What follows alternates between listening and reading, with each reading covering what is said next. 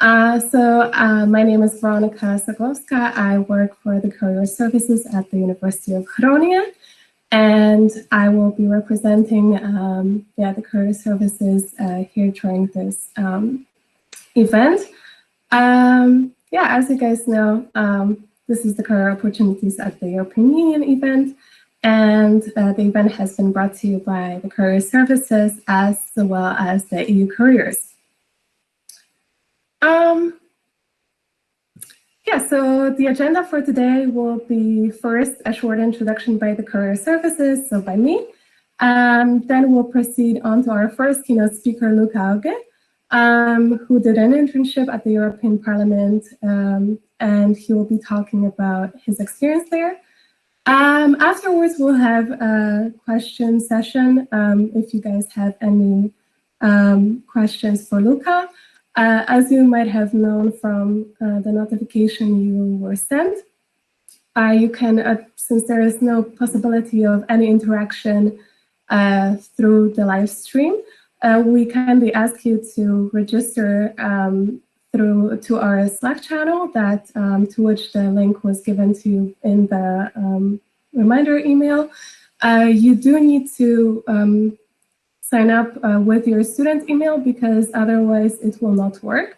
So if you're experiencing some technical issues with regards to that, that is probably the reason why. Second of all, we'll have our second keynote speaker, Koen Hendrix, who works at the EU Careers, and he will be talking about career opportunities at the EU. He works for the EPSO, so the European Parliament Personal Office. And we'll have the question session afterwards, and then we'll have a little bit of final words, and that will be it. The event will take around 2 hours, and I hope you guys are excited as I am, and as we as Career Services are. Who are we?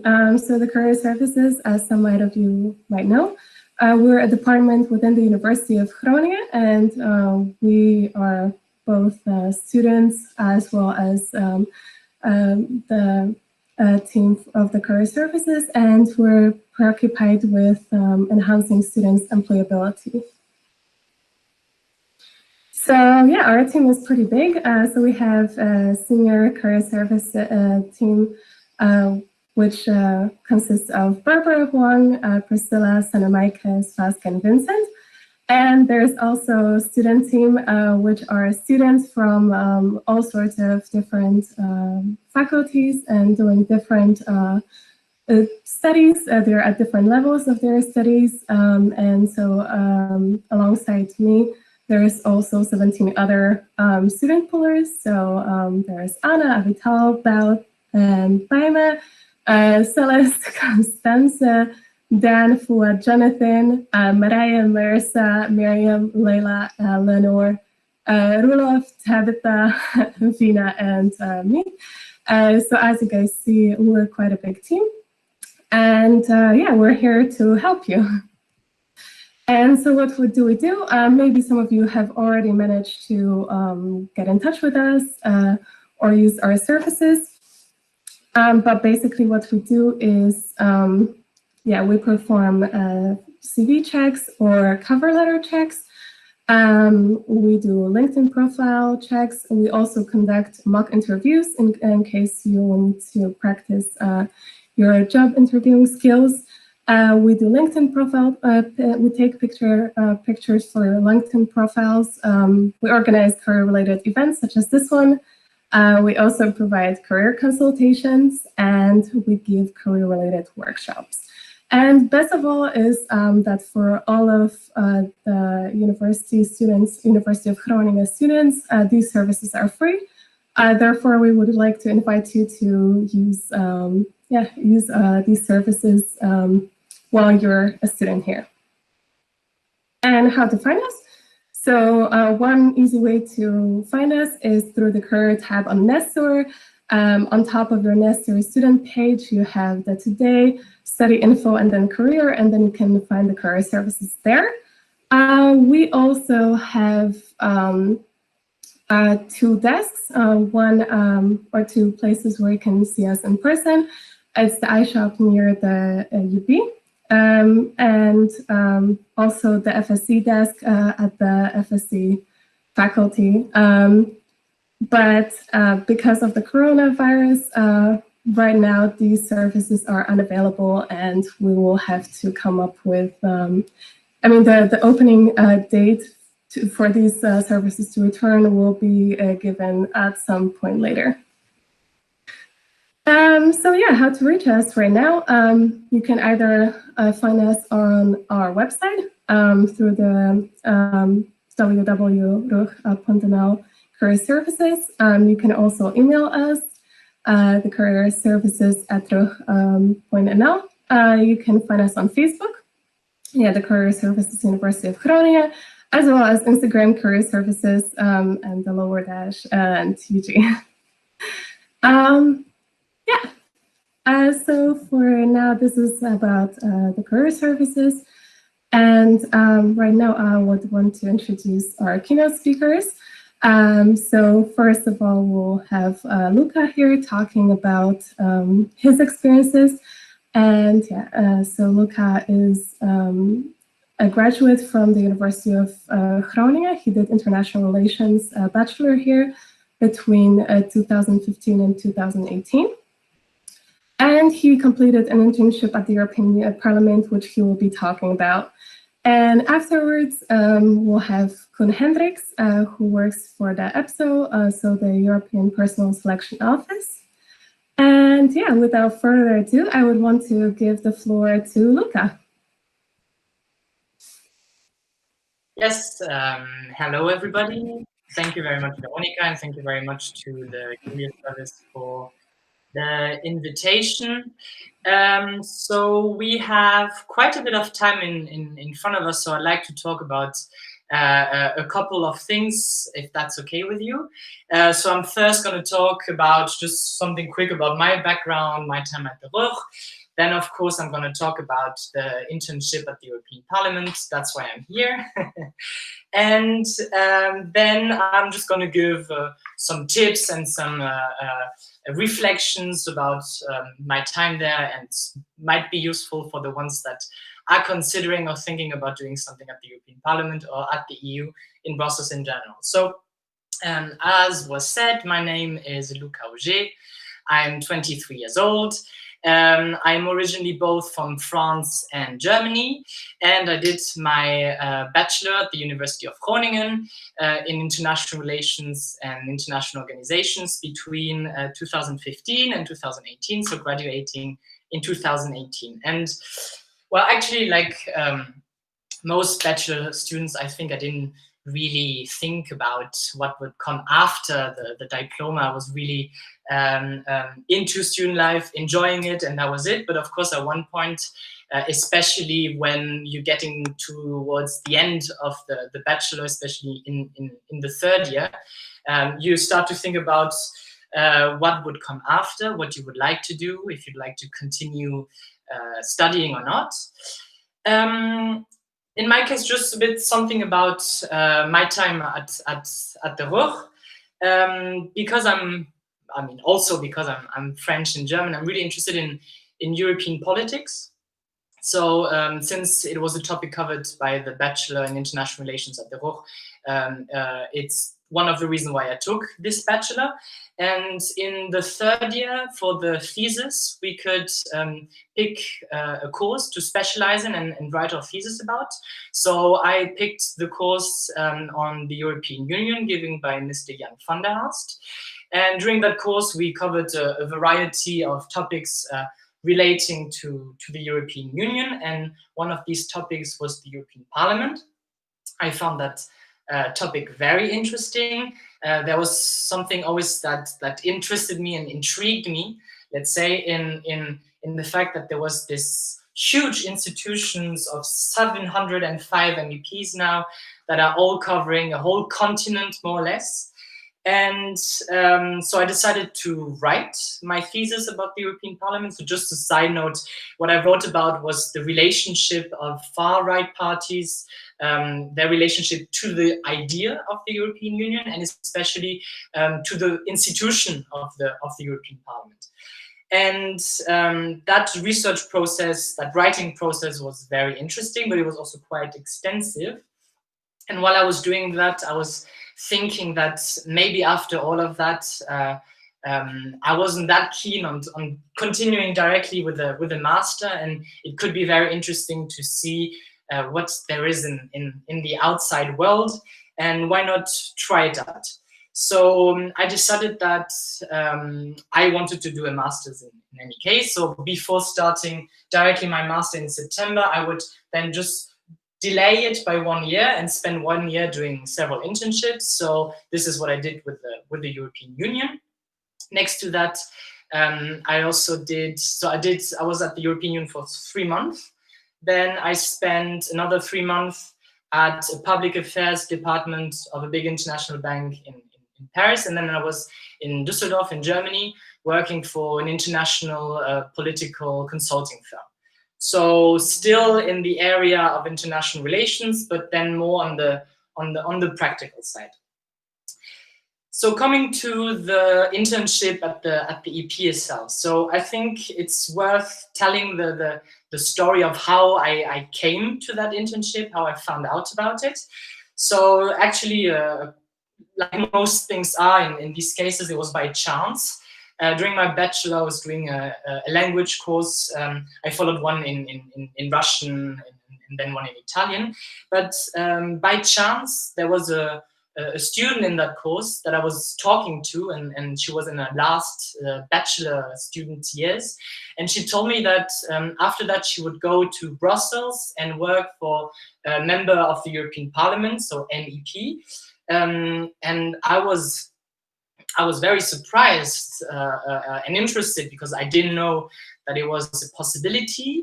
And I was also interested in doing it, because being interested in European politics, in the European Parliament, and wanting to do an internship, it was quite convenient. So I asked a lot of information about very practical things. How does it work? How did you find out about it?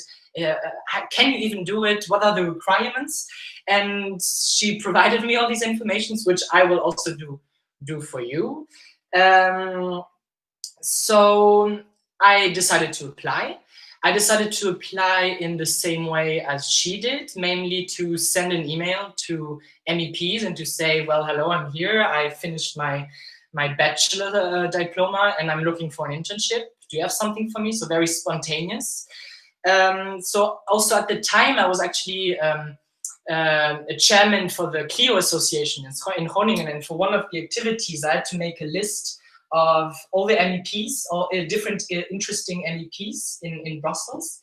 And what I did is I just took that list for myself, and on that list there was the name of all the different MEPs, their nationality, their political group, and their email address. And I took that list and I just added one column saying a contact history. And when I was sending emails out to the parliamentarians, to the MEPs, I just, in that column for every MEP, I wrote down when I sent an email, and if there was a reply, I would also put it them. Like this, I had a table with a visibility, because that's mostly when you send out, especially European Parliament, a lot of people, it can be confusing. It's very good to have a list, to have some clarity.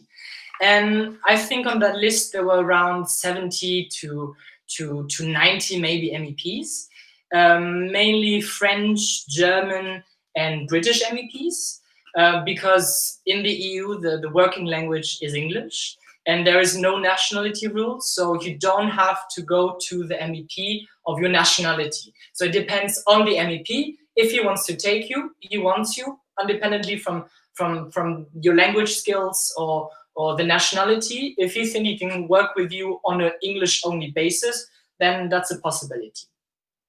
So, like I said, I sent several emails I sent an email to everybody on that list. A short CV from my short life. and especially a covering letter saying why I was interested in doing an internship, why I was interested in doing an internship with that person in particular, and the general thing of take me because this and that. From all the MEPs, I think around maybe a third answered. So 30 MEPs out of 90, so that's not a lot. But some did answer. From the third that remained, mostly it was negative answers, but then from the people that did reply positively, I accepted the offer, the internship offer of one MEP. So it was also the MEP I worked for. So it's Mr. Christian Ehler. So he's been an MEP since 2004. He has been re-elected last year. He is a MEP for Brandenburg in Germany. So he's a German MEP. He's in the European People's Party. And in Germany, he's working for the Christian Democrats. And so MEP has different roles, and they generally change in each legislature. But for me, when I was there, he was the chairman of the European Parliament delegation to the United States.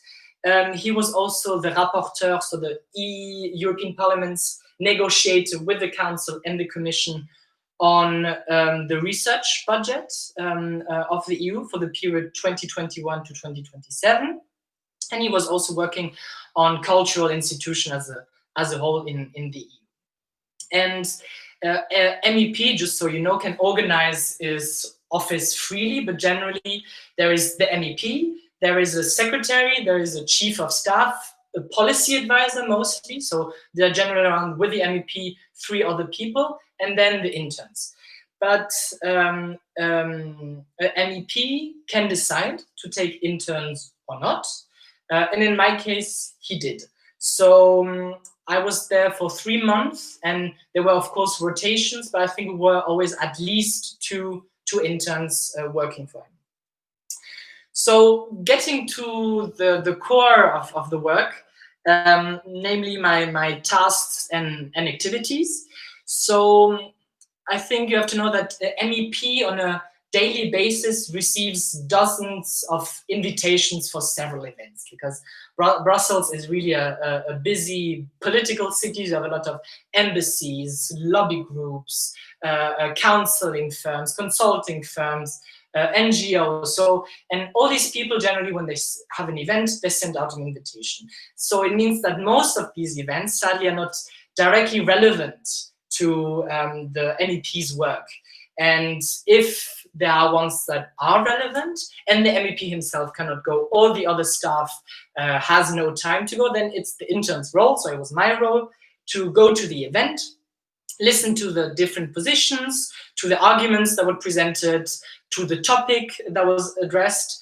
And then most importantly, I had to make a report of that event, because if someone later on from the office needed to know who said what or what was said at that event and what was the topic again, but I wasn't there, then they can go in the report. So we always put them in a big file, and they could check and then see, most of us, the summary without even attending. So this is what I did. It was generally 2 to 3 events every week, and it was in the morning, for lunch, in the evening. It was very, very depending on also the institution. It was an embassy, a lobby group, or consulting agency, or NGO. And most of them, like I said, were relating then, because of my MEP's work, to the EU-USA relations, and also to diplomacy with the USA, and cultural institutions, and also then the research budget that he was negotiating. So since he was, like I said, negotiating the EU budget, so he was representing the parliament in the negotiations with the council and the commission. And when I was there, they were at the preliminary round. So it's basically when the 3 institutions get together, and the preliminary round is the advisors of all the different people involved get together, negotiate, and then when they have more or less a draft proposal, this goes up to the formal negotiations, where then you have all the representatives, the MEPs, the people from the commission. So not the advisors, but the people that are in the job that then decide, well, what do we do with the draft? Do we amendment? Do we change it? Do we accept it? So I was, at the time of the preliminary rounds, I was working for then the policy advisor. So the policy advisor of my MEP was negotiating. And during the negotiations, sometimes things came up that she needed very urgently, or even to prepare a round of negotiations, she needed a lot of documents, information. For example, since it was on budget issues, how much money is spent in each country, in what sector, who benefits from what, which company exists, who are the key people I need to talk to. And I was basically drafting reports like this, and she was receiving them, and then she could use it in the negotiation. So this was my main task. Since it was on top of the MEP's agenda, it was also the most important thing I was doing, and also the most of my time spent at the European Parliament was helping the advisor to negotiate. I personally couldn't attend, so as always the back office. I was receiving a message from her, I was answering, sending the report. So it was generally something, sometimes within the hour she needed a list of informations. So it was quite intense, but it was very interesting because this is how you do policy making. So that was basically what I was doing. Just to finish off on my task and activities, at my MEP's office, there was a tradition that every intern on his last week had the opportunity to follow for a full day the MEP. So it was called the MEP Day. And on my last week, then I had the chance to follow him. So basically, you're the personal assistant of the MEP for a full day. You get to go everywhere with him behind closed doors where normally nobody is allowed. You can because you're following him. So you need to prepare the day's agenda beforehand. You need to get all the paperwork that you might need for the day ready. You need to be there early in the morning. When he arrives in Parliament, you need to follow him around. You need to show him around to the different events. You need to keep reminding of time. You need to pass him all the documents. And it was very, very interesting because I could really, especially since it was my last week, it was a nice way to end. But it was very, very funny to spend a day like an MEP and really getting a feel of what it's like to be a politician, a parliamentarian in the EU, negotiating. We even went to see the commissioner in the European Commission's building. So that was very exciting to be sitting at the table with all these people negotiating the budget. And I was just like, yeah, this is my last day. I'm enjoying it. I'm taking it in. It's all there. But yeah, so that was basically what I did there. And of course, there was not only the job side, there was also social life. So you have a lot of people at the European Parliament. It's a very big institution, and a lot of people come and go, and it's not really on a stable basis. But I found a group of other interns, and we were always meeting each other to eat together at the canteen, and then in the evening to have a drink. So that was nice, and especially have a drink at the famous EU after work. So it's every Thursday. There is a square in front of the European Parliament. The square is closed off from 5 on until the early hours of the night. And all the bars, so the square is closed off and full of bars, and all the bars open their terraces on the middle of the square, and then you can have a drink everywhere. So it's full of people. The people from the Parliament go there, the people from the Commission, from the Council, from the embassies, from the NGOs, from the consulting firms, from the lobby groups. Everybody meets there and has a drink. And it's, first of all, a nice way to end the day, but it's also a nice way because during your day with all the tasks that you have to, you don't necessarily have the time to chat with people. So it's interesting to talk to people, especially people that are not working at the European Parliament, and just say, well, what are you doing? And hearing about different experiences. How did they get in? What do they do? Is it interesting? Is it worth trying? Why not? So it's also nice to get that. Just before I stop, just the practical side of the internship, because that's also important.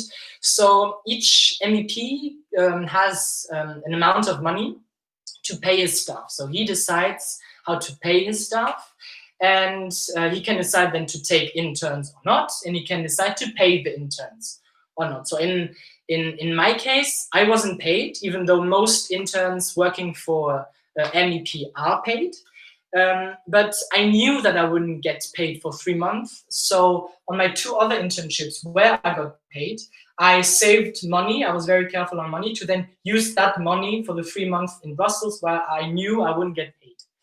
But next to the financial side, I might not have been paid, but I was way more involved in my MEP's work than most of the other interns that were paid. So it means that money is not always an indicator for an interesting internship. Regarding the housing, so I found a room on a website called brutcot.be. So they have a lot of cheap and affordable rooms. My room was in the city center of Brussels. I paid 350 euros with everything included, which was very practical because for 3 months it's something that you can do. I was in the middle of the city, and Brussels really is a great, interesting and nice city. So it was nice to get a feel of it. And otherwise, to getting around for traveling, I had a 54 euros a month travel card, so it was unlimited travel in the whole Brussels metropolitan region. That was just the normal price, not the student price. And for the other living costs, I mean, Brussels compared to other European capitals is very, very cheap. And also the EP, the Parliament's canteen is cheap and affordable. So I never brought my own lunch. It was always going to the canteen and getting food there. So yes, so just some at the end of everything, just some conclusion, some reflection on everything. So after my time at the European Parliament, I was happy to be finished because it was quite intense, interesting but intense. So I took a vacation for 10 days with a friend and really relaxed. And then, like I said, I did 2 other internships in that year, also very interesting. So if you have questions on that, I can also answer them. And now I'm doing a research master in European politics in Paris at the EHESS, in French EHESS, easier to say. And I'm really happy that I did the internship at the EP, because you really get the feel of the practical side. What is actually European politics on a daily basis? How does the European Parliament work? So that was very interesting, and I would recommend it to you. I guess if you tuned in, it's because you're interested. So try it out. So that's why I have some tips with you that you can take or not. You can decide, but I'm still going to give them to you. First of all, when I say what I did, it all sounds very, very linear and logical, but of course it was not that exactly. I had a lot of pauses and hesitations and people not answering and long waits. But in the end, I was happy because I got what I wanted. And so maybe a tip would be that if you want to do something at the European Parliament, for a parliamentarian, so for an MEP, there are 705 MEPs. So technically you have 705 chances to get an internship for an MEP. So if you really want to get an internship there, then just send an email. I mean, the worst that can do is to get a very polite negative answer. And in the worst case, if you don't get anything, at least you try it out. And if you do, then you will be really happy because you probably had some answers and could pick the one that you were the most interested in. About that, also the contacting. Generally, as I said, MEPs get a lot of emails. So sometimes emails sent by a student that wants to do an internship is not the priority and gets lost. So if you see that after a week or 10 days, something like that, you don't have an answer, just send a polite reminder. Hey, I'm here, I sent you an application, I'm still very interested, could you consider it? Or at least give me an answer. And then generally you also receive an answer. Just the practical side of actually, if you don't want to do this speculative application like that and just send it out, you can also go on several websites. So you have some MEPs that on their website actually advertise for internships. So like this, you know that if you send something, that person is also looking for someone. You also have the political groups. I know that, for example, at the moment, the Social Democrats, they're looking for interns on a rolling basis. So you can go on their websites, they're advertising for something. And you also have, just not for the European Parliament, for working in the EU in general, you have Facebook groups. I've noted two things down. It's one called Trainees and Interns in Brussels. And there was one called Internships in Europe. So it's a big group with thousands of people. You just join and then you see all the notifications of the different jobs that are open. And yeah, maybe just the last thing to finish off is when I was deciding, I mean, I guess most people that are right now are here and listening is because you're asking yourself, would I like to do that? I can just say, yes, do it. It's worth doing. I was, for example, very hesitant about pausing my studies. And I was like, well, if I stop, I'm already doing my bachelor. Why not continue with the master and finish it? And maybe if I do an internship, then when I get back to studying, I won't be in the mood, necessarily in the academic mood. But in my case, I can only say that doing the professional side, I was even more motivated to do the master because I knew what I'm studying, what I'm learning about, how it looks like in the real life. And I was like, well, actually it gave me way more ideas to do my research that I'm doing at the moment in my master. So yes, time is up. I'm also done. So in case you have questions, I'm here to answer them. Hi, Koen. Sorry. Hi, Luca. Thank you so much for your story. We have gathered quite some questions from our viewers. And so I will now ask you, and then you can answer, and then I'll ask you another one. So one person asks whether they are only looking for interns from bachelor's degrees in fields such as, for example, international law or relations, or is it also for people from other studies such as, let's say, medicine? Maybe you can tell us if you've known people, like obviously people you've met, whether what was their background, and yeah, how does it look like? So, well, that's a good question. Most people I met did international relations or politics, that's true.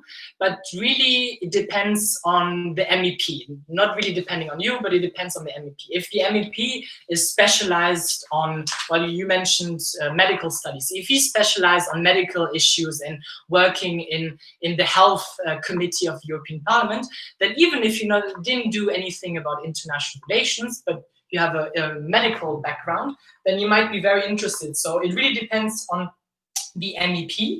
I met one person that was working on the European Parliament's delegation to Armenia, even though she studied English literature. So there was not really a link, but I think especially for the tasks that interns do, it's not necessarily your specialization, but really if you have some skills of organization and really following the guidelines and being able to deliver what the intern and the MEP is working for. So the background is important, yes, but it mostly depends on the MEP on the other side. If he's interested in your background, then that's it.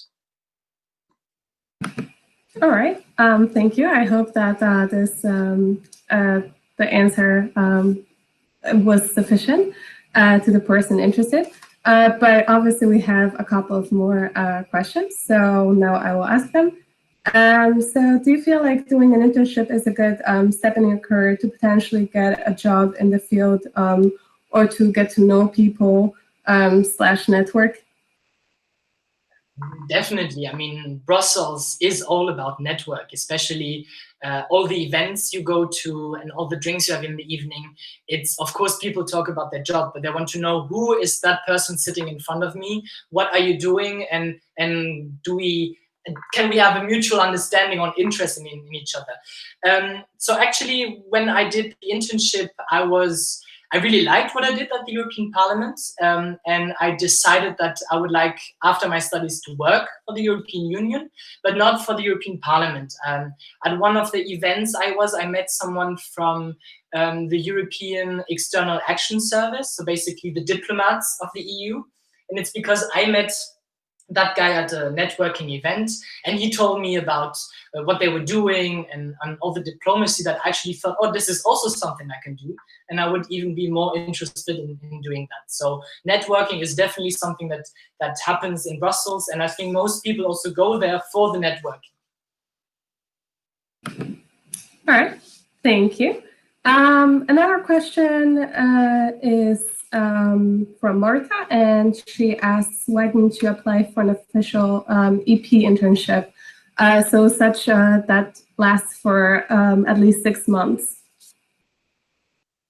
So the thing is, you're probably talking about, Martha, about the Blue Book scheme. So this is something different. So you have the official Commission Blue Book scheme. So it means working for the Commission, the administration, for the Council, and also for the European Parliament. But the thing is, this is something that is run by the European Commission. So if you work for that, you mostly work for the bureaucrats, the people that work in offices for the European Union. What I didn't work for the bureaucrats, the bureaucracy, but I worked for the elected parliamentarians. And if you apply for the Blue Book scheme, since it's run by the Commission cannot tell to the different parliamentarians, well, we chose an intern for you, and this is the person you will take. So what I did is, since I wanted to know about how does a parliamentarian in the European Parliament work, the only way I could do an internship there is not to apply for the official Commission Blue Book scheme, but to apply directly at the office of the MEP. So in case you would like to do the Blue Book scheme, this is something that you can do. The applications were open, I think, until last month still. It's true that it's for 6 months. I think it's mostly paid. You can choose if you go to the agency or not. It's also something very interesting, but it's something different. It's 2 different things, and I picked the one side. Okay, great. Thank you. Then Helena asks, to find your internship, did you check the EU websites as well? What is the difference between contacting the personnel directly and sending an application through the EU website? Are the chances for being accepted different for each? So this is basically just what I said earlier, is if you send an email directly to the MEP, it's the office, so the 4 or 5 people that are running the office that will decide, do we take an intern or not? But if you send the official application through the Commission's Blue Book scheme, the internship scheme, then it means that, well, you're competing with, of course, all the other people across Europe that are applying, but then the European Commission, the offices are then dispatching you to the different services. So I think the 2 differences, they're both very good, they're both internships, but maybe the option that I did, you have a bit more control over where you're going to land and what you're going to do in the end. But I think it's more or less the same. I also met people that did apply through the official EU page and scheme, and it was just fine. All right, thank you. Then the next question is, when did you start sending out the emails? And it's a question from Marta. Yeah, good question again, Martha. So I did my internship between the beginning of November and the end of January. So beginning of November 2018 and the end of January 2019. So for these 3 months, I started applying in December. So in December 2017. So technically it was 10 months before. So basically, the earlier you apply, the best it is, because then the office and the place where you're going to do the internship is going to start thinking about getting you somewhere. They're going to put you in their planning. And the earlier you do it, the more chances you have to have a spot in the end.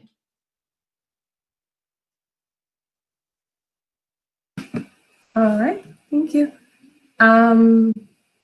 Okay, and then another question from Andrea, because I see that one question I kind of already answered. It was about what do you plan on doing after finishing your master's, but you've mentioned that you want to, you have decided to work for the EU, not the Parliament, but the EU. So I guess this was kind of already answered, unless you want to further talk about this. I mean, I'm also not that far yet. I still have 1 year of master to do. And so right now I'm more focusing on the master thesis I need to do. And I will start after the summer to think about how exactly I'm going to get into the European External Action Service, so the Diplomats Corps. I know there are several diplomas and exams you need to take beforehand. I didn't really look into it, but for now I'm still finishing the master and I still don't know exactly how to get where I would like to go. Okay, we're not making you think that much ahead, I guess. Okay, do the MEPs get genuine interest in transcript of records, or rather whether the interns are interested in their specialization area? That's a question from Andrea. So I remember that I didn't send any transcript of record because, well, generally seeing it, since I was working for an MEP, I saw how it goes, the selection process. Basically, the secretary received the email, looks at your CV, looks at the covering letter, and with that, they have enough information to decide if for 3 months they're going to take you. So the transcript of records, really, I wouldn't send it. It might be that maybe an MEP asks for it explicitly or answers to your email and saying, well, yes, okay, but can you send me the transcript of records? In that case, send it. But otherwise, especially for only 3 months, it's not that relevant to send the grades that you had in your bachelor. Okay. And now one of the few last questions. So Stefana asks, what kind of activities did you include in your CV? So I included that in Groningen I was chairman of one of the committees of the Clio Association that was doing some activities with embassies, with the European Parliament, with the European Commission. So back then we organized visits there to get some information. So I included that because that was directly relevant to the European Parliament. I also included that for my bachelor I specialized in European Union politics, and that I was writing my bachelor thesis on the topic. And then otherwise some activities when I was in Groningen, I did a MUN.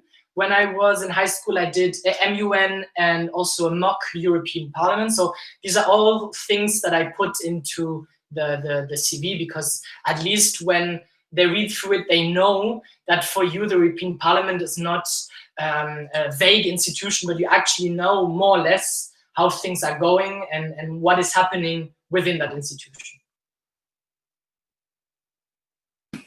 All right.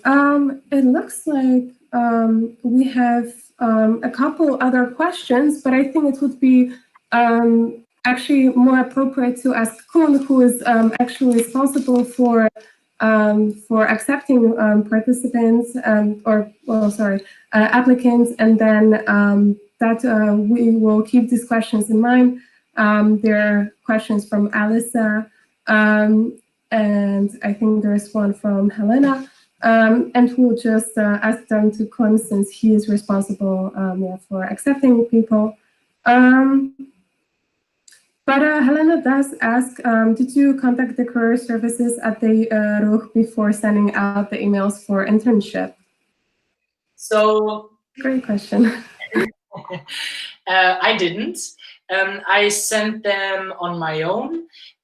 What I did use is before sending out the emails, a few weeks before that, I participated in a CV event. So where they explain how to structure a CV and what to put in it. And I participated in that, and some of the advice, just also for the presentation, for the way it looks, that it's not too messy and that you can read through it quite easily. So that's some of the points I took over, but otherwise I just send the emails and yes. All right. Well, we still try to make students realize that it's a good opportunity to come here and get your CV checked or a cover letter checked. Yeah, you've had the workshop kind of opportunity to see, but it doesn't mean that it's not a good idea to just do it for yourself when your others are applying. I guess for now, it seems like we have finished with the questions. So unless there is any incoming ones, we can kind of wrap it up with Luca. So thank you so much for giving this very informative conversation speech and talking about your experiences. I know that a lot of preparation must have gone into it because it's just kind of structuring all these experiences that, and obviously there were so many of those when you actually had the opportunity to do the internship. So yeah, thank you so much for being willing to actually share them with the rest. And I'm sure that others will find it very helpful and kind of maybe even as inspirational. And maybe you'll, inspire others to just change their future choices, consider new things that they wouldn't have thought of before. So once again, thank you so much. And yeah, we were really glad to have you here. You're welcome. Thank you. We do have our second speaker who has us right now. There we go. Yes. Hi, Weronika. Hi. Hi, Luca. You are live. And so, yeah, thank you everyone for waiting. As you can see, we are back on track with resolving the issue. So yeah, I will just give a quick introduction for Koen Hendrix, who works for the European Personal Selection Office. Yeah, now I want to give the floor to him. So without further ado, welcome, Koen, and the floor is yours. Okay, thank you, Weronika, and good evening to everybody. Thanks, first of all, Weronika, for organizing this event. It's lovely to be here. I will speaking to you about, give or take half an hour, about EU careers opportunities, about the profiles we're looking for, the criteria you need to meet, and then a little explanation also about the selection procedure, how you can get a job with us.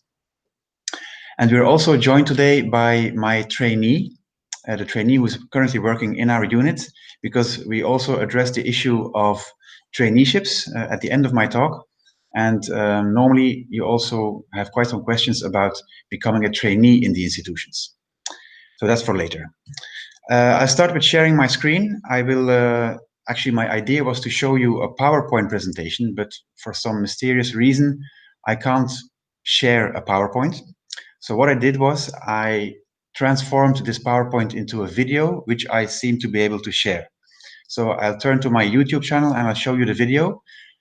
After this event, I will share the original PowerPoint with Weronika, and she can then distribute it to all of you. Okay, so of course you can take notes, but you will get the PowerPoint at the end of the talk. Okay, so here we go.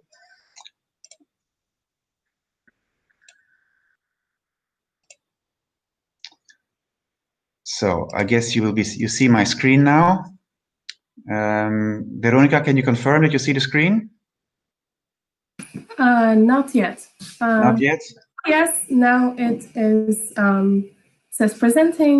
So yeah, I will mute myself and give the floor to you again. Okay, thanks a lot. So we are, as you may know, we are EPSO. I work in EPSO. EPSO is the European Personnel Selection Office, which is the main entry gate, if you like, to a career in any of the EU institutions. So if you want to work in any of these, and you see them here on this slide, any of these 10 EU institutions, you need to take part in a selection procedure which is organized by us, by EPSO. Okay, and on this slide you see the logos of these 10 institutions. You might recognize some of them maybe. So I'll run quickly through them. So the first logo on the top left is the European Parliament, where you could work. And you've got the Council, second one. The third one is the biggest institution of them all. It's the Commission. The fourth one is the Court of Justice. Then on the second row, you have at the left the Court of Auditors. Second one is the European External Action Service, basically the organization which runs the embassies, if you like, the delegations we call them worldwide. Then you've got the Economic and Social Committee. The Committee of the Regions is the fourth one there on that second row. And then bottom left is the European Ombudsman. And bottom right is the smallest institution of them all. That's the European Data Protection Supervisor. So those are the 10 institutions where you can end up working, okay? Altogether, these institutions employ about 40,000 staff, of which about 30,000 work for the Commission. So the Commission is by far the largest institution, okay? Second comes the Parliament with about 4,000 to 5,000 staff, and then the rest. So the rest are considerably smaller institutions.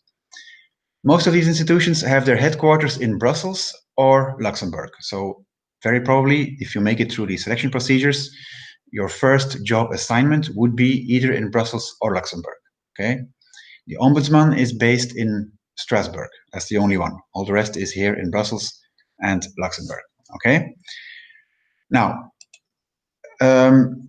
if I want to share with you who exactly we're looking for, you might think of some typical profiles like lawyers, like economists, like linguists, and these are indeed larger groups of staff that we have. We need many lawyers because we produce legislation. We need many economists because we are an economic union. We need many linguists because we communicate in 24 EU languages and all languages of the EU. So we need to translate and interpret everything we do into those languages to make it understandable to the citizen. So those are indeed big staff categories. Now, apart from these big ones, as you can see on this slide, we offer opportunities for basically anybody. Anybody with a degree, with a certain background, can find a job with us. As you can see here, we need specialists in web design, in finance, in accounting. We need psychologists, we need journalists, we need nuclear inspectors, doctors, scientists. Really, if you have any degree, and I guess you are all studying in Groningen now, so either you will have one soon or in the coming years, you may think of a career with the EU institutions. I'm waiting for my slideshow to go on. So this is quite a technical slide, if you like. So we have two career paths, if you want. If you have a university degree, as you will soon or at some time, you can take part in a competition or a selection procedure, as we call it, to become what we call an administrator. Okay, that's the university level staff. The non-graduates can take part in competitions to become an assistant. Okay, so those are the two options that we offer in all EU institutions.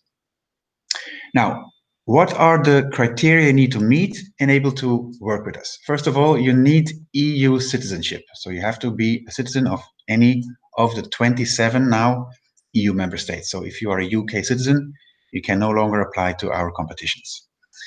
Secondly, you need to know 2 EU languages. For most of you, it won't be an issue. You have your mother tongue and then English, I guess, in this case. But any other, like French or German, would be a suitable second language, for instance. Of course, you need to want to work in a multicultural environment, quite clearly. I mean, for instance, I work in EPSO, as I said. I'm heading the external communications team there. And we are in EPSO, we are about 120 staff. And I think we represent 22 or 23 different member states in that small group of 120. So it's very diverse, it's very multicultural, multilingual. And I really like that part of the job. You know, before I joined the institutions, I worked in a Belgian publishers company, a big one. But it was a very nice job. I mean, I loved the work, I loved the colleagues, but it's very monocultural, monolingual. And once you step into this international environment, it's amazing to be surrounded by all these different people, and you can't go back. You simply can't go back to a monocultural environment. So I'm really privileged actually to have the opportunity to work here.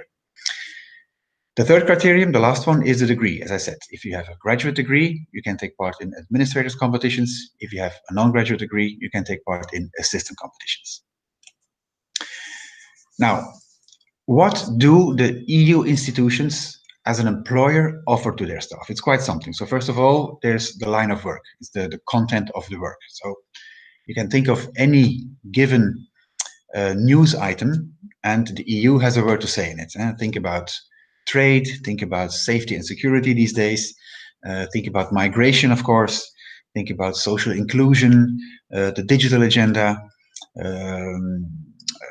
job mobility, fundamental research, scientific research. I mean, really, any subject has an EU angle of it. And on our level, on the EU level, we are basically the top level in any of these files. There is not a single other body in the world that has the decisive power that the EU institutions have. And even the UN does not have decisive power. We do. Okay, so this is quite unique in the world. It's quite fascinating to be a part of this. It is very challenging. It's not always easy. It's always finding the middle ground, you know, between all these member states, as you can imagine. But it's fascinating to try and make this engine turn and to try and make the EU as a society move forward. Of course, there's the international work environment, which I just explained to you.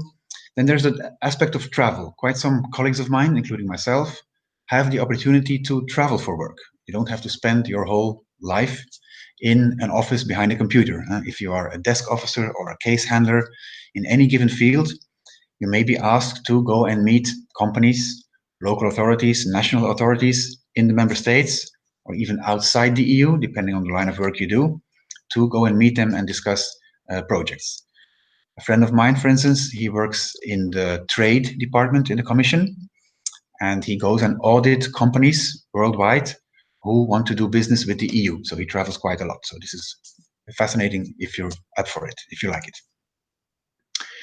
And then, of course, we are all shaping the EU together, as I just said, to try and make the EU a better place for everybody. I think I missed a slide. I'm going to go one back. Yes, this one. I'm going to stop it here.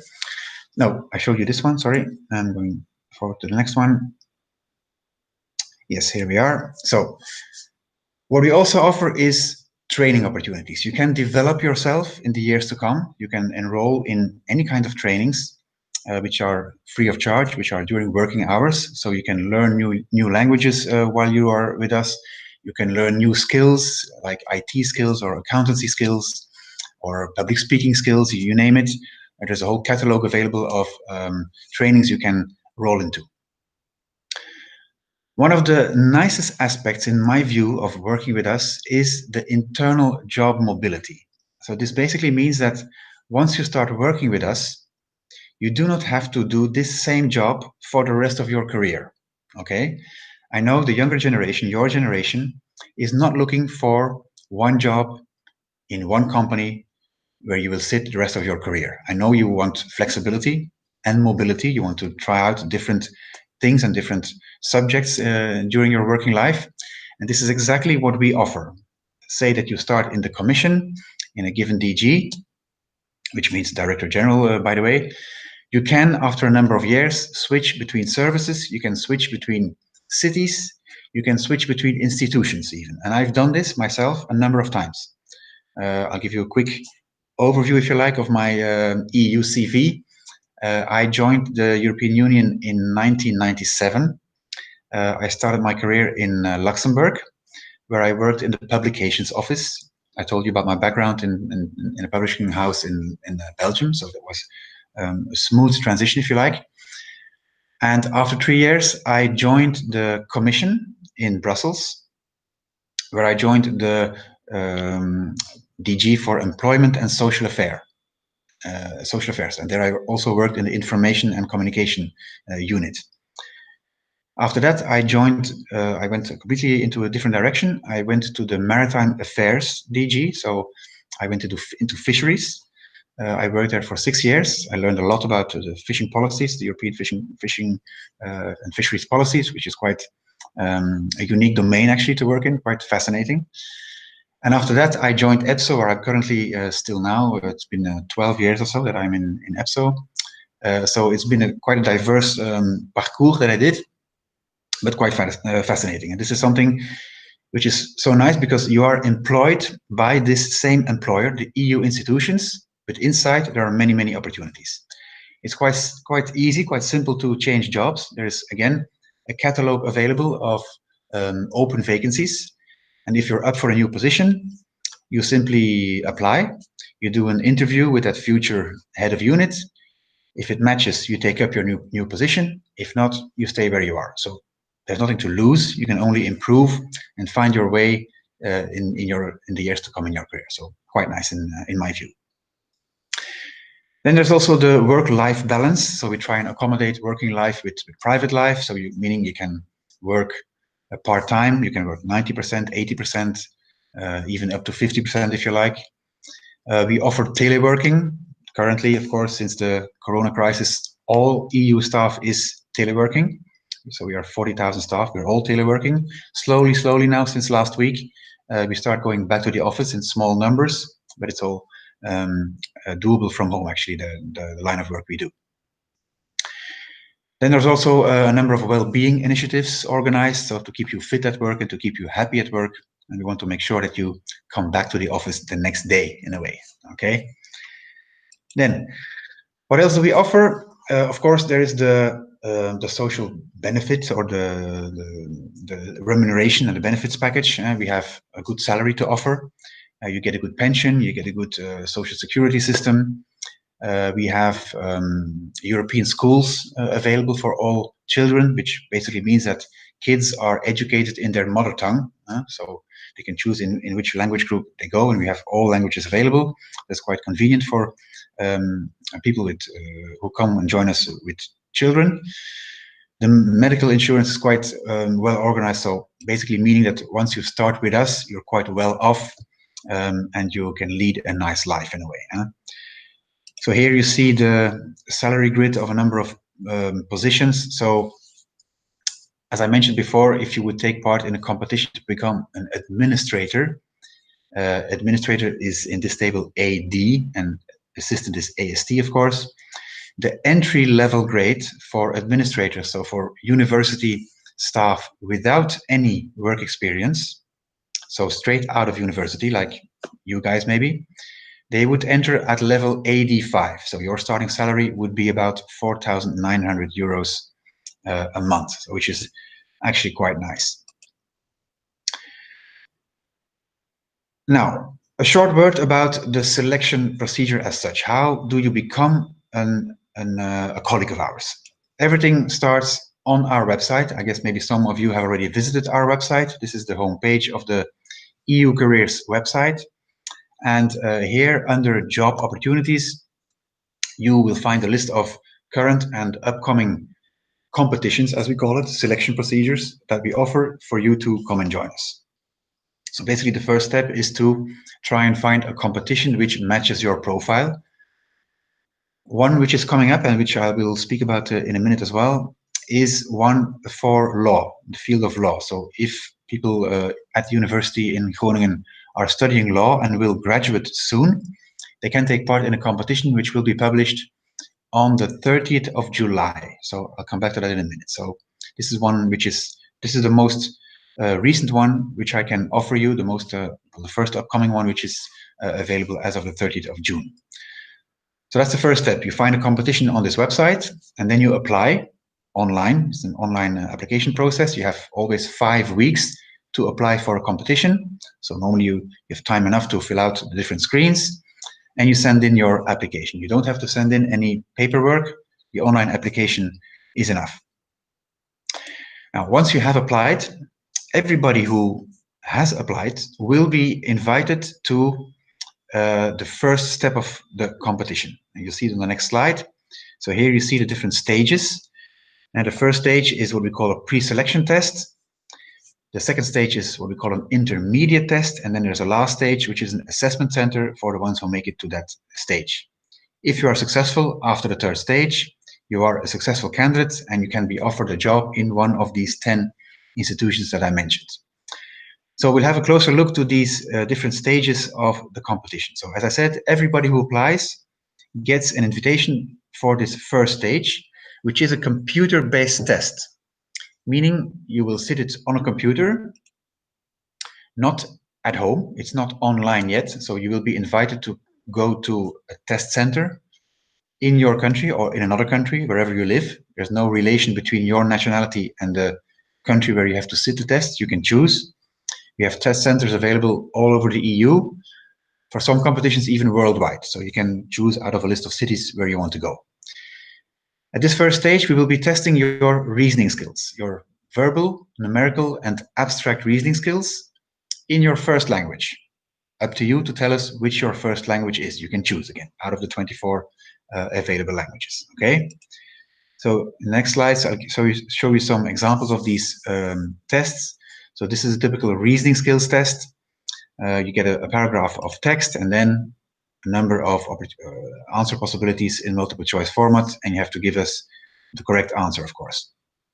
This is a typical numerical reasoning question where you get tables of figures, and again, you want to see if you can read a table. Then there's an example of an abstract reasoning question. So you get a series of images, and then you have to complete the series with one of the options below here. I'll give you 1 minute to try and solve this one, okay? Go ahead.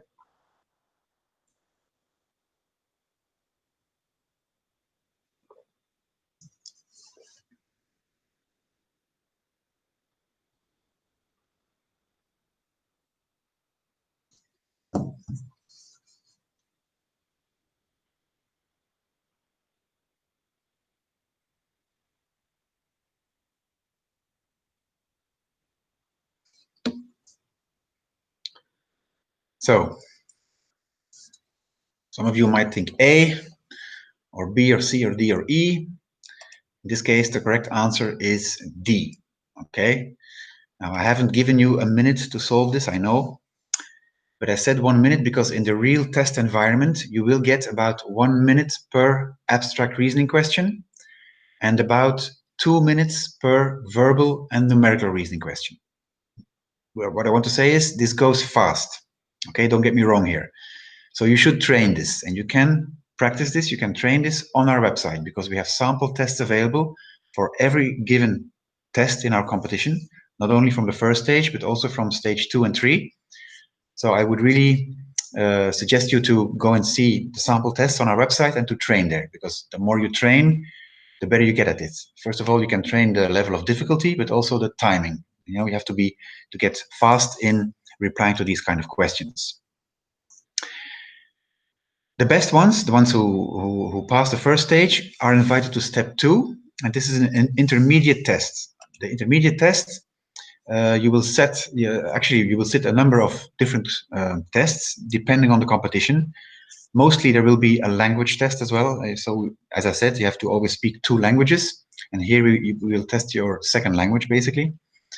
And we may already ask you a number of questions regarding the profile of the competition here, okay? Which tests exactly you will sit are all very well explained.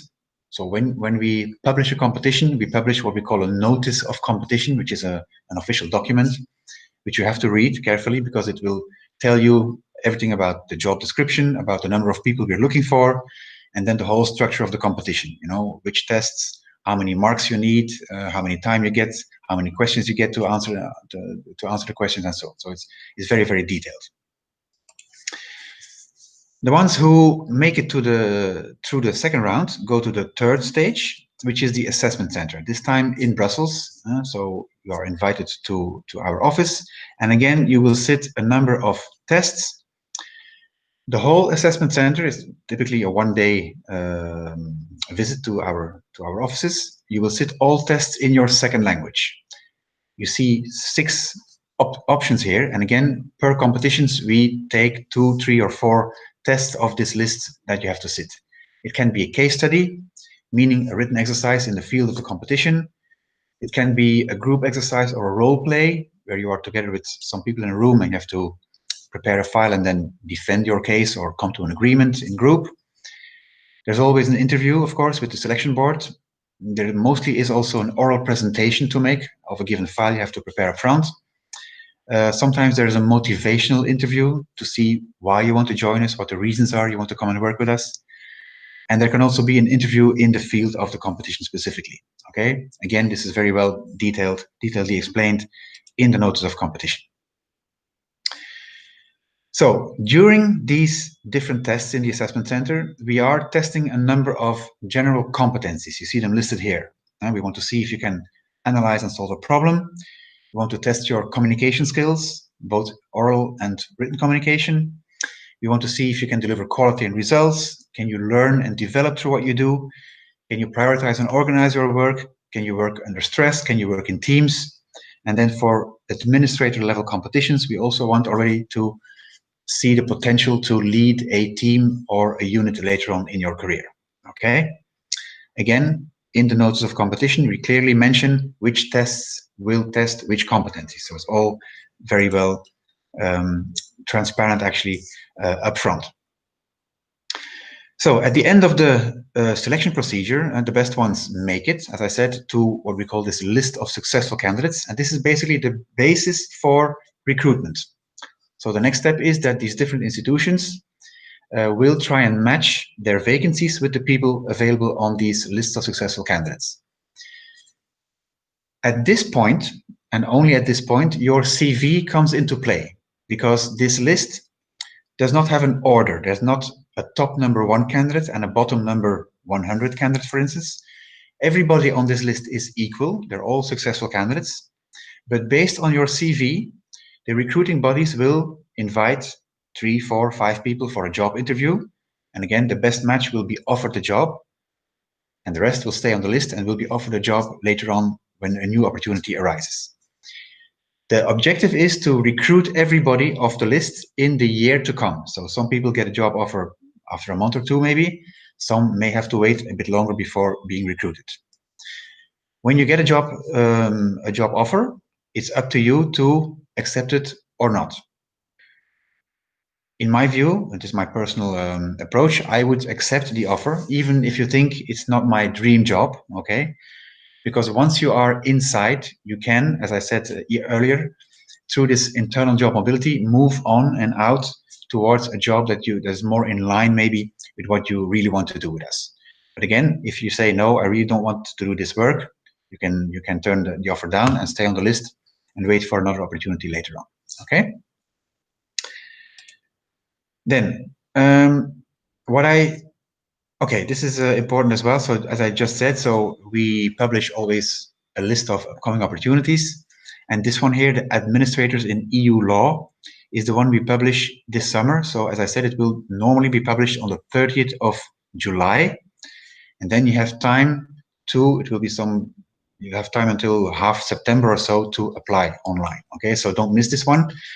You'll find it, of course, on the website. You can also follow us on social media. If you look for EU careers, either on Facebook, on LinkedIn, on Twitter, on where are we? All major social media we are available. So you just follow us there, and you will get the regular updates on every single competition that we publish. So you can easily stay tuned there. Okay. So this is an AD5 competition, meaning you can take part without work experience. If you see AD7 or AD9, it means you need years of experience before you can take part, okay? AD7 means you need 6 years of work experience. AD9 means you need 10 years of work experience. So not yet for you directly, but just keep it in the back of your mind. For later, you can maybe try and take part, okay? Let's go on.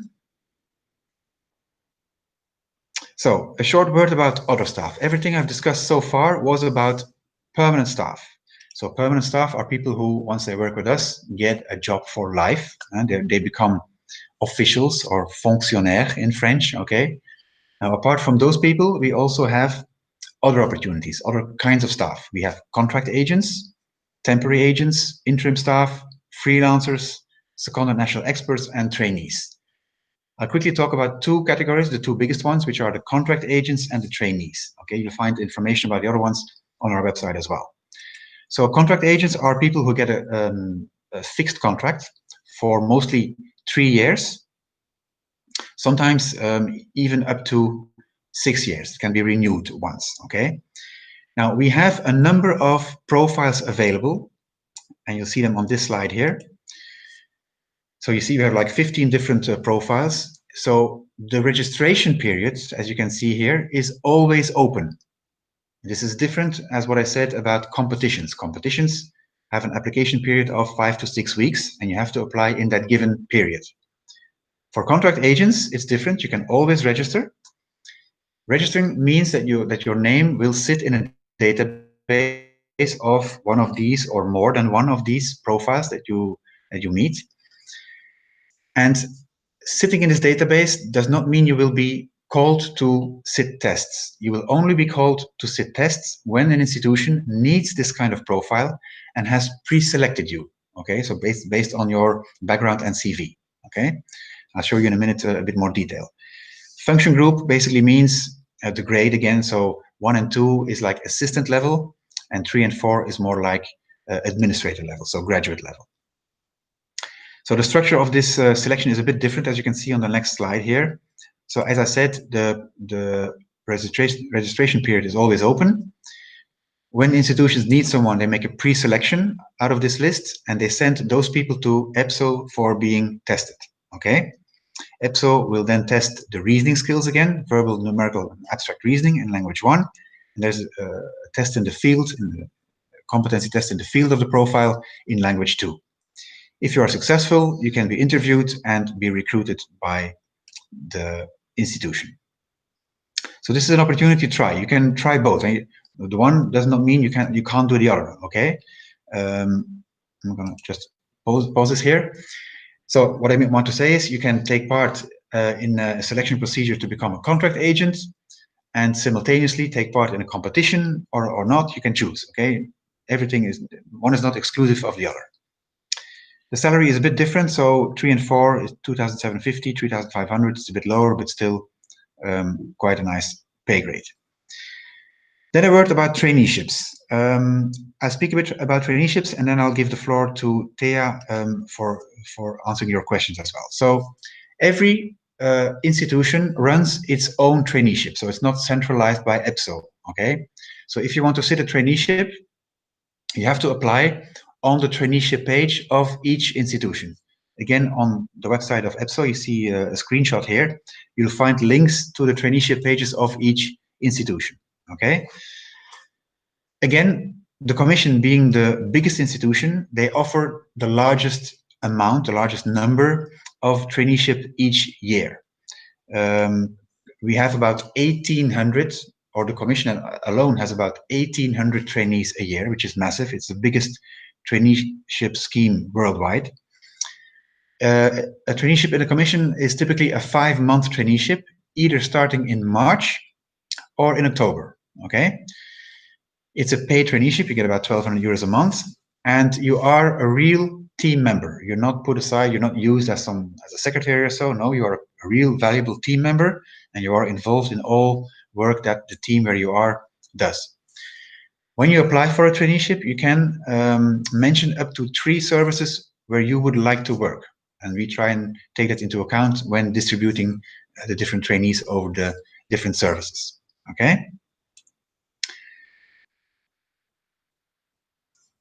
Just waiting for the next slide. Here you go. So of course you have to apply within the deadline. Applying within the deadline means in July, every July, you can apply for the March traineeship.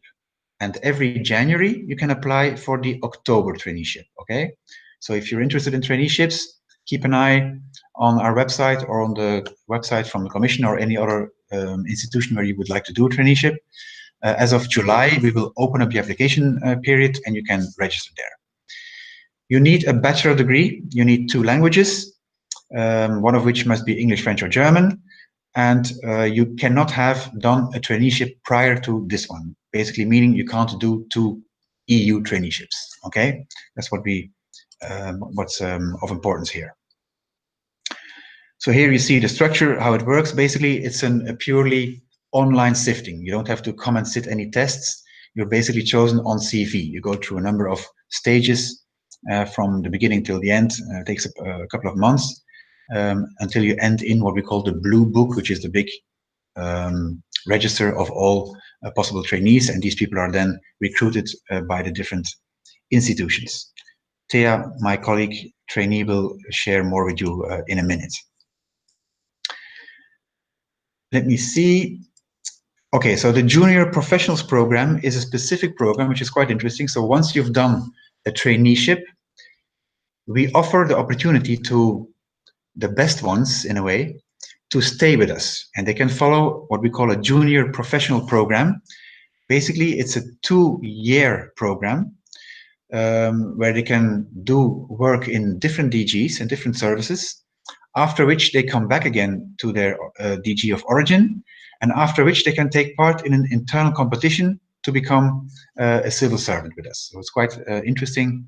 It's another way of getting in next to contract agents and permanent staff, as I said in the beginning.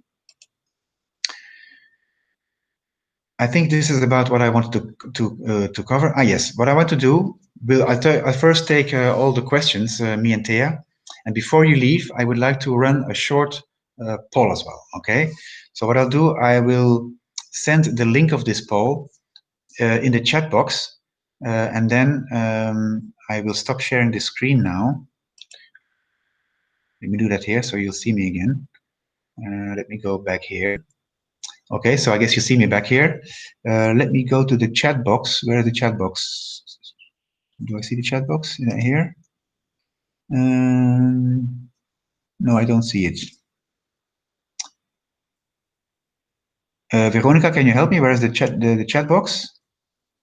Or otherwise, I send you... On the right. On the right?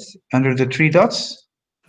However, this will not be shared with our viewers because the live stream does not allow any interaction. So the only way you could do this is if you joined our Slack channel, and then you can send it. But if you send it here, then I could actually send it further to... Okay, okay, I'll do that. I'll send you the link, and then you can just distribute it, and then the answers will come back later, okay?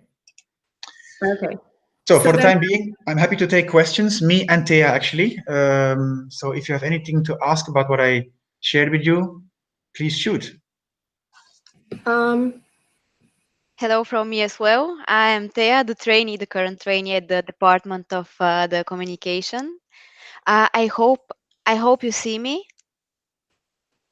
and you hear me, the most important. Yes, we do. Okay. So if you have any questions. Yes, there is questions, actually quite a lot of them from our viewers, but I will be the mediator posing them to you because it is, it is impossible for our viewers to ask them personally. So some of the questions some of them have been already answered. We had questions about, for example, could you comment on the impact of Brexit on EU careers for British internationals? That's a question from Rosalind. So as I said, so the UK is no longer a member state, which means they can no longer apply. And even worse, if in a way, so UK citizens who are currently on successful candidates lists can no longer be recruited. So it's the way it is. So you have to be an EU citizen to come and work with us. The only opportunities we offer for non-EU citizens, be it British or others, are what we call local agents, and local agents work in the delegations of the EU. As I said in the very beginning, the EU has a network of delegations, embassies outside the EU, and there local staff can work. For instance, in the States, a US citizen can work as a local agent in Washington, for instance. Same in the UK, a British citizen can work in the delegation of the EU in London. That's the only thing we can offer. Something more we can offer is traineeships. We have a limited number of posts available for non-EU citizens. About 5% of the trainees are non-EU citizens. So non-EU citizens can apply to become a trainee as well. Okay. Yeah, these were actually some of the questions from when Luca was talking about his experience as well. So thank you so much for answering this. One more from Marisha, who asks, which is the most relevant committee for chemical engineering students? Okay, so for scientists, there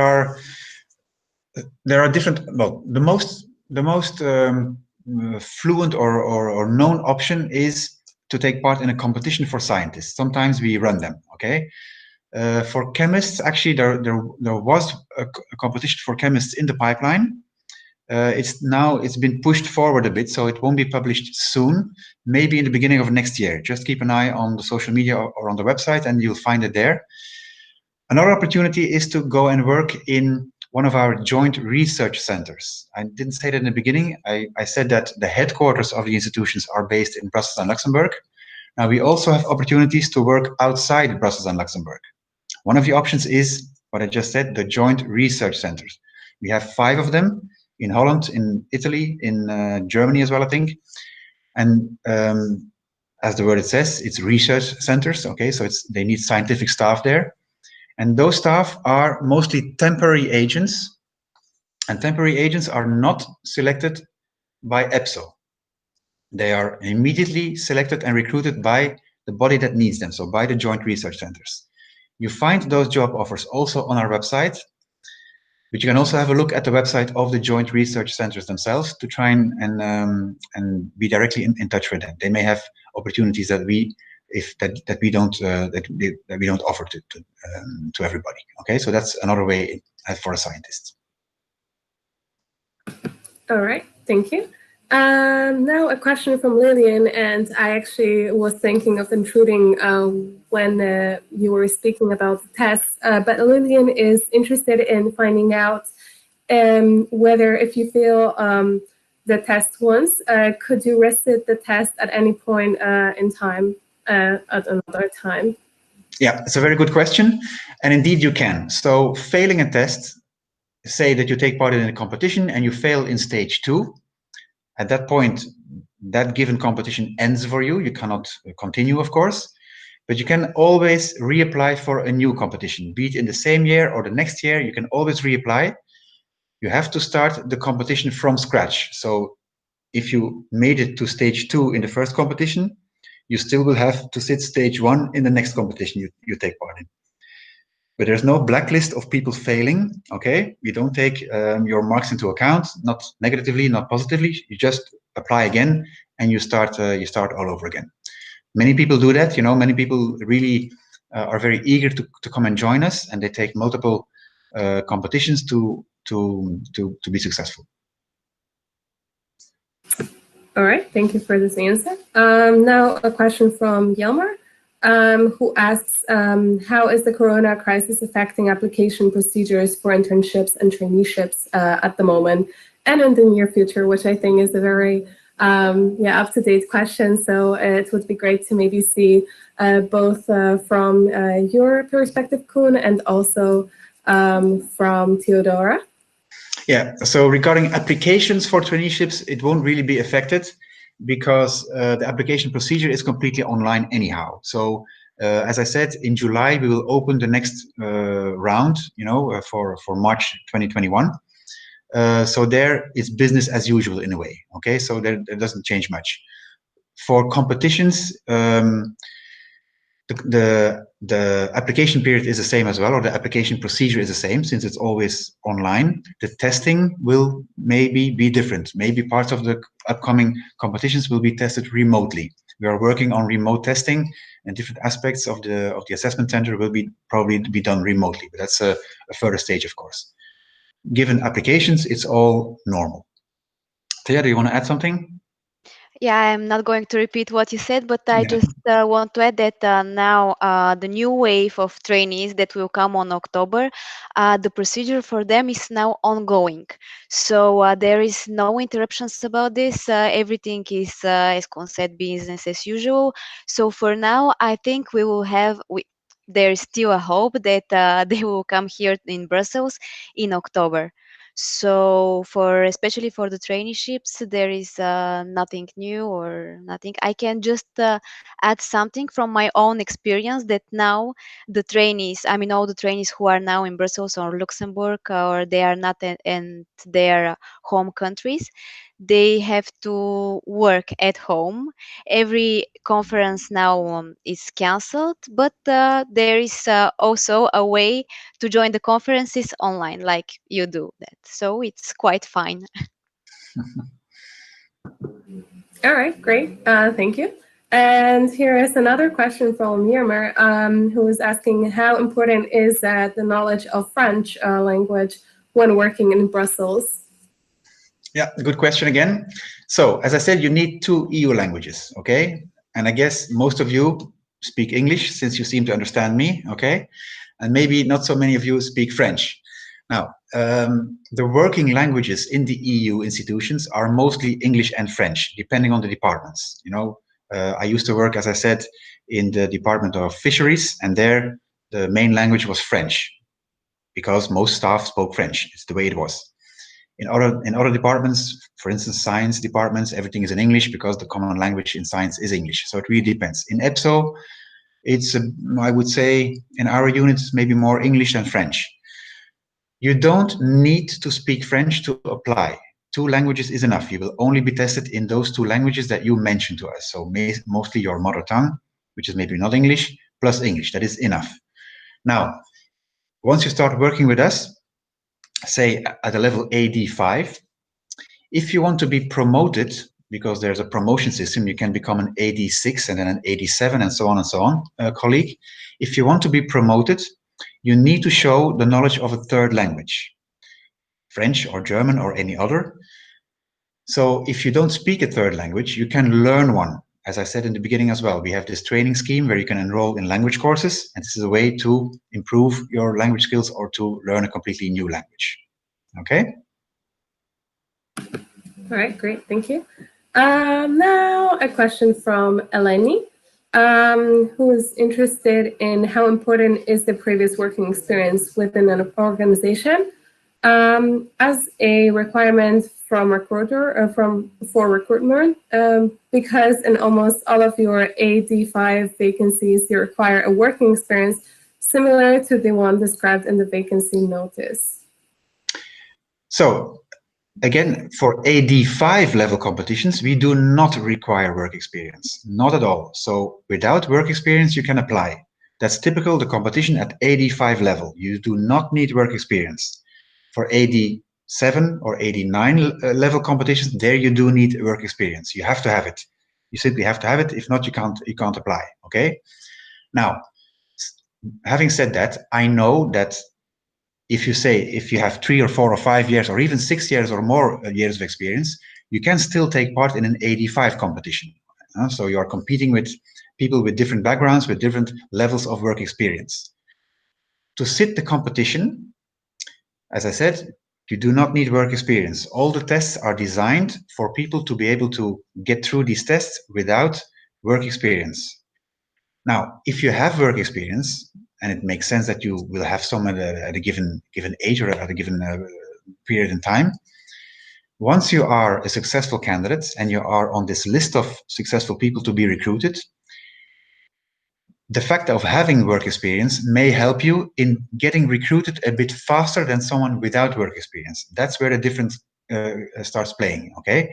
When recruiting bodies are looking for staff, and a certain profile with a certain amount of background or experience in a given field may interest them more than someone without this experience. So it just may take a bit longer to get recruited, but in the end, everybody has a fair chance of getting recruited within this year of publication of the list of successful candidates. This being said, when this year is over, it may happen that not everybody off that list is recruited. What we do then is we extend the validity of the list. We don't close it, of course. It would be a shame for you who made it to the list, for us who found you as a successful candidate. So we simply prolong the validity of the list with another year to give the opportunity to these people to get recruited as well. Okay. All right, great. And now we are also getting a lot of questions that are very specific for particular subjects, but since they are not as as relevant for everyone, I will focus on those that actually are most likely to be relevant for most of our viewers. And so Hendrix asks, does EPSO handle the applications for all EU organizations, or do some have their own procedures? So as I said, EPSO handles the selection for 10 EU institutions and bodies, which I mentioned in the beginning. For instance, the European Central Bank is not one of them. The Investment Bank is not one of them. Europol is not one of them. So there are other EU bodies who run their own selection and recruitment. We select for these 10 that I mentioned in the beginning, okay? EPSO manages the selection for permanent staff and contract staff. Apart from that, as I mentioned as well, we also have these temporary agents, which I mentioned for when I spoke about the scientific staff. So those are selected and recruited directly by the bodies who need them. So you can find temporary posts also on our website. We will not handle the selection, but we redirect you to the bodies that need those temporary people, okay? Same thing with trainees. They are selected and recruited by the institutions themselves. Okay, does that answer your question? I hope so. And I proceed with another one that I think is quite important. So Federico is asking question, which, in your opinion, is the most appreciated skills in the selection procedures, whether it's, for example, like language knowledge, previous experience, or academic background? What do you say? What do you think? And maybe also Tia can then add some of her experience, which I think will show another side of this matter. Yeah. So of course you have to be good in your field. I mean, you are competing as a candidate with candidates from all over the EU, so it is a real competition. The word covers what it says. It is a competition between you, so only the best ones make it, okay? So you have to be good in your field, that's one thing, because the knowledge in the field is tested, of course, that's one thing. Secondly, these two languages must be at a very good level.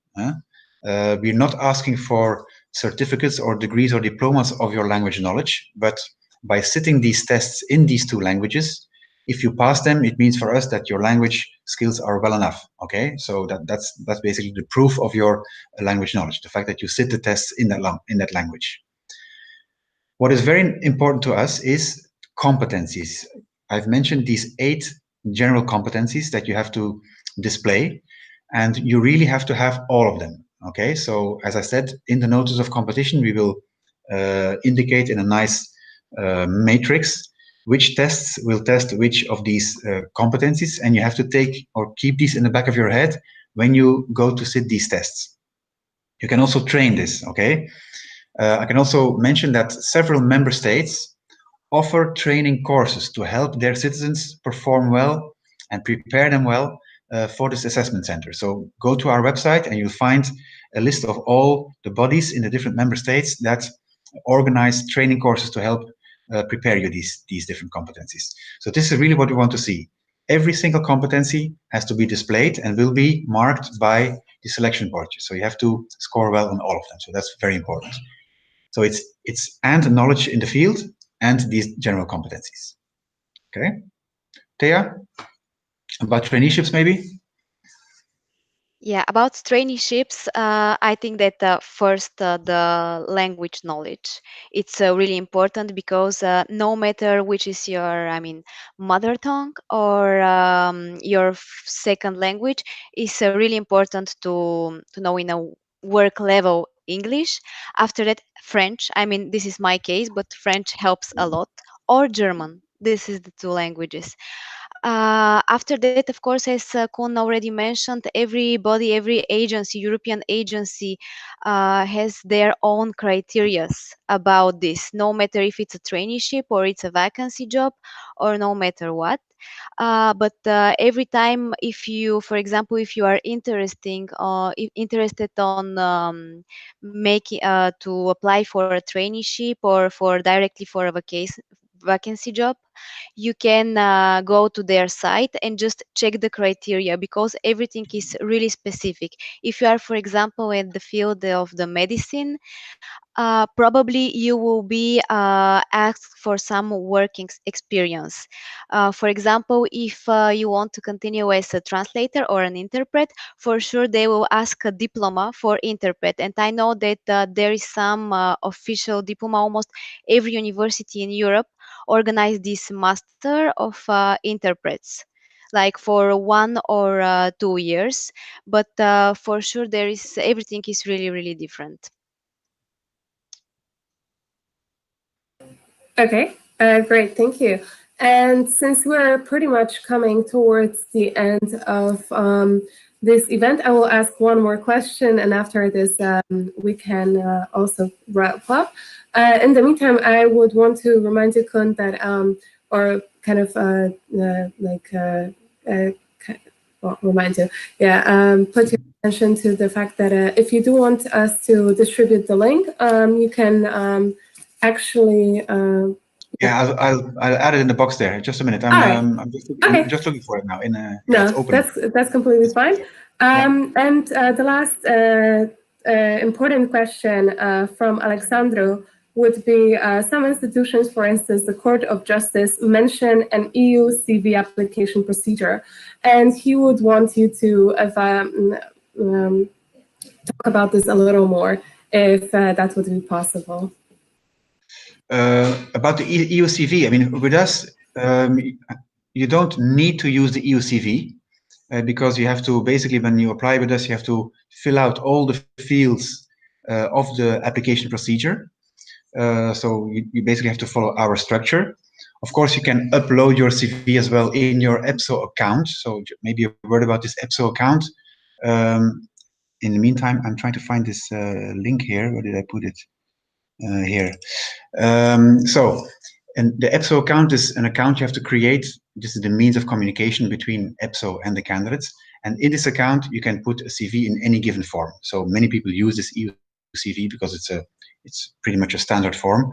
We're very happy to accept it, but we accept any kind of format that you want to use. So there's really nothing specific there. Sorry, I'm looking a bit to my screen here because it's very slow, and I'm trying to open this link. I have it now, so I'm going to copy it and put it in this text box. Here we go. There you go. Okay. Great. Now Jonathan will be able to distribute it to our viewers. So yeah. It's a very short poll. It's a 3-question poll about this event. So I'd be very happy if you could take it. It takes you less than a minute, really, to answer these 3 questions.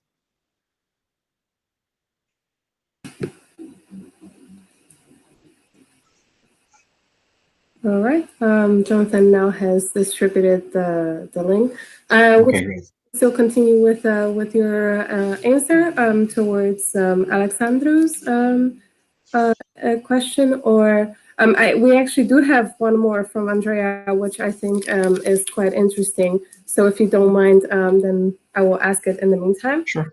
And it's if does the selection procedure take into account also conflicts of interest? Also, when applying for legal positions, for example, and the relevant is it relevant to include in CV also previous and unrelated to the legal specializations jobs?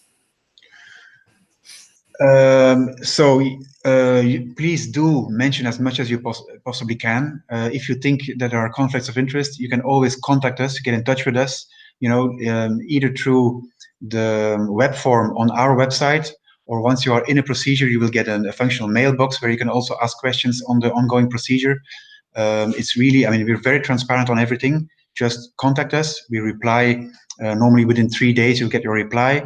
So if you have any doubts on any stage or of the competition or related to your background or field, please just contact us, and we take every case on a case-by-case decision, and we just take it from there. Great, thank you. And well, since we pretty much have reached all or answered, we have managed to answer all the questions. I think unless there's anything any of you, either Koen or Luca or Tia, whether you would want to add anything. If not, then we'll just be closing this event. Well, I just want to say maybe one more thing. So this whole selection procedure that I described may look very tough, very, very lengthy, very complicated. Now, tough, yes, it is tough. I can't deny that. It is tough. As I said before, you are competing with people from all over Europe, and you're competing with the best in a way. But it is worth it, Don't take this as the only path you want to try and achieve. Just carry on studying or carry on living and working, and do this as a kind of a side job, okay? Try this. That's how I did it as well. I just carried on with my life, and I took part in this competition. It takes long, because we're testing people in 27 different member states. For some competitions, we attract thousands of candidates. We have to put juries together in the different language combinations. So it's all quite an organizational, logistical, cumbersome thing to get it organized. So that's why it takes quite some time.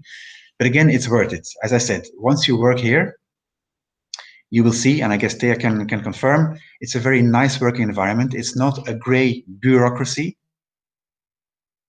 We may have that image that we are, old gray men in suits in Brussels here, but it's not the case. This is changing rapidly. It may have been the case maybe 20 years ago, but it is completely changed. We are quite dynamic. We are surrounded with brilliant people who want to really achieve something, who want to give something back to society. We're not working for the profit of a company, but we're working for the benefit of 450 million EU citizens. It's quite something, huh? When you do this, when you know that you're doing this, at the end of the day, you are contributing to a project. It's not just making profit that we're doing. So it is fascinating. It's nice. So I would just invite you to try it. You may fail the first time. Don't give up. Try again, and maybe sometime you'll be one of our colleagues. Thea? Yeah, thank you, Koen. I just wanted also to add something that the perfect thing is always to start with a traineeship, no matter when, no matter when or where or at what time exactly. But you can already, as you are students at university, you can already start, because normally the procedure is quite long. It took me like 5 months to come here. And it's a really good experience. You will love it, I promise.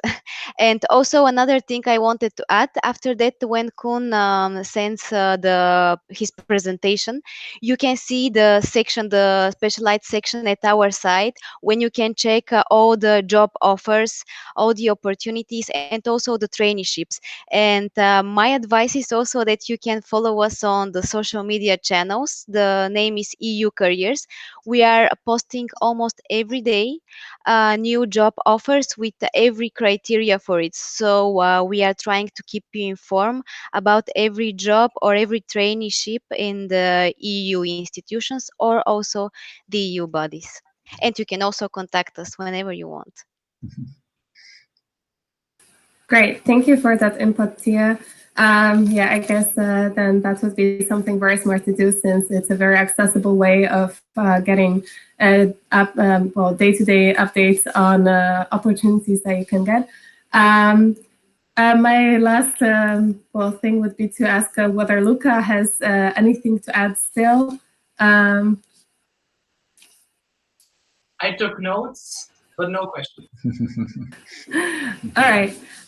In this case, I guess we'll be wrapping up. And first of all, I would want to thank you from